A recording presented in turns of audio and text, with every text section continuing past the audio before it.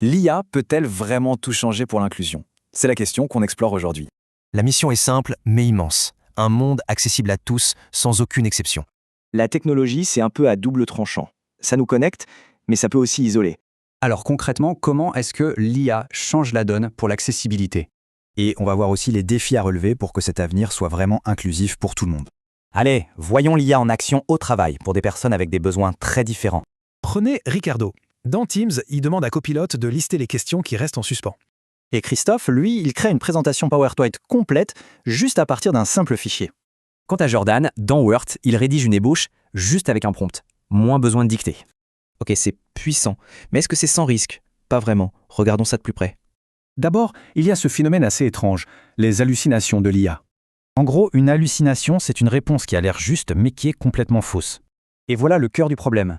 L'IA cherche à être plausible, pas forcément à dire la vérité. Et pourquoi ça arrive? Eh bien, des données manquantes, un prompt un peu flou, ça suffit. Le truc, pour les éviter, c'est de demander ses sources à l'IA et de donner un contexte bien clair. Maintenant, autre gros morceau, les biais. Ceux qui sont cachés au plus profond de l'IA. Un biais, c'est quand l'IA favorise ou défavorise systématiquement certains groupes. Et c'est pas juste.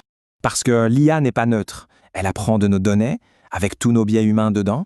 Alors comment on fait? On diversifie les données au maximum et on vérifie tout le temps. Tout ça, ça nous mène à un point crucial, le besoin d'une intelligence artificielle vraiment responsable. Chez Microsoft, par exemple, les données pro sont sécurisées. Elles ne sont jamais utilisées pour entraîner les modèles. Cet engagement s'appuie sur de grosses normes internationales de sécurité, comme le RGPD ou les normes ISO. L'approche globale, des cadres de conformité solides et des principes clairs pour une IA responsable.